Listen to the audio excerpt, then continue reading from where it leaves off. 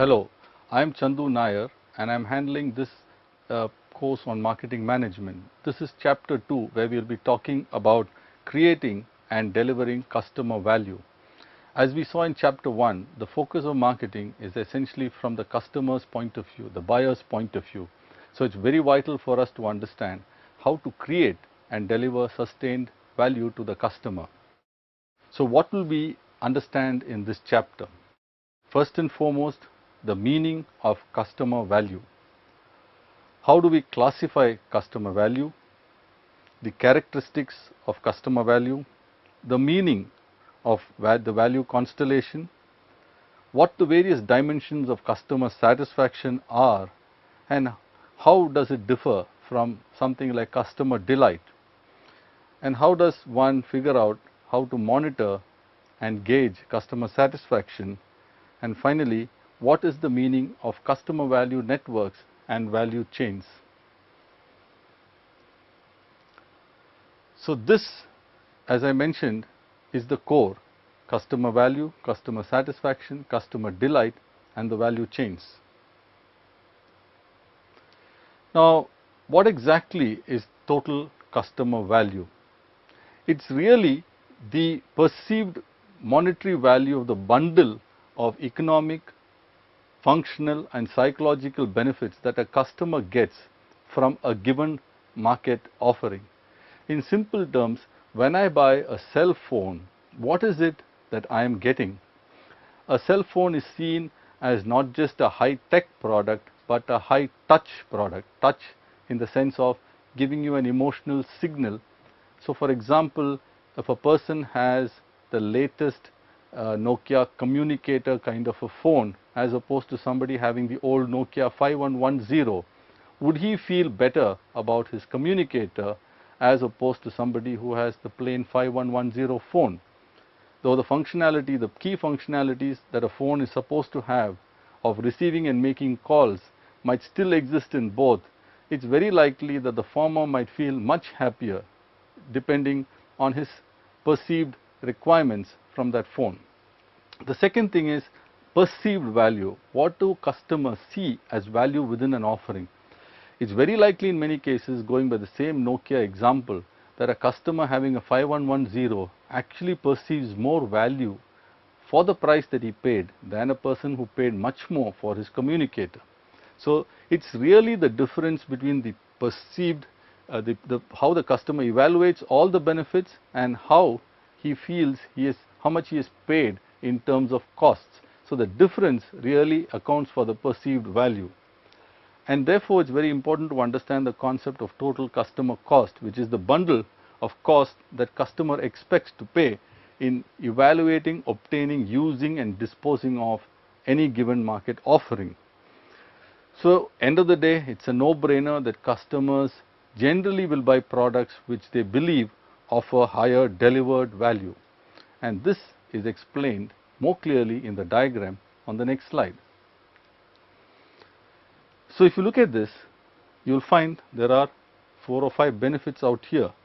The core product benefits, functional benefits that we saw in chapter 1 as well.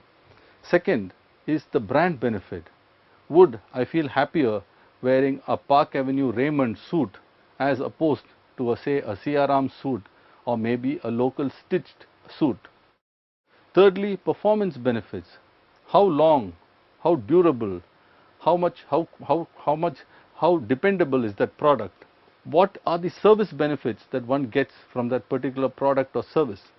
And finally, there is also an emotional aspect of many of these products.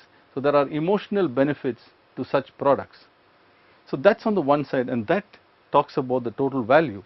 On the other side, there are several costs out here. There are costs of getting the product, of using the product, of maintaining the product, and finally of disposing the product. All that constitutes the price, and there's also the margin that you have to pay to the channels. So that's the total customer cost, and the difference is really the customer value. So this, the more you are able to offer greater value to the customer, which is basically the difference between benefits and cost, the better your chances are in the marketplace. So it's important to understand the the constituents of customer value. First and foremost is functional value. What are the utilities of your product? What does it offer that others have and don't have? So this looks at it from a physical performance utility point of view. The second is the emotional value. Many times, many of us feel better when we wear a Raymond suit because we believe that perhaps that's the best suit that's available and maybe better than most tailored suits. So there is an emotional aspect to certain brands, to certain products, and also the timing of the usage of that product. So there is a lot of emotional value attached to many products and offerings. Thirdly, there is also conditional value, which is that sometimes certain products are required under certain conditions, and therefore the condition under which you purchase it or use it has a great deal to play with your experience and your value of it. For example, it's not every day that you encounter death, but in the US, for example, the undertaker business is fairly large, it's very organized. So your experience at that time with that undertaker might lead you to believe that that particular undertaker has given you better value. So in this table, what we are looking at is there are different roles that a customer plays, and this is best explained for me in the case of an automobile or a car. Now, for example, I might be the buyer of the car, and I'm there then on the extreme right. My driver is the actual user of the car, and now he's there here. And the third is I might have got this car through a loan. So there is somebody who's actually paid for this car. Now, if you look at it, the role that each of us has makes us look at it very differently, the same product. For example, I might be looking at things like, is it a high maintenance car? Do I need to worry about resale value and things like that?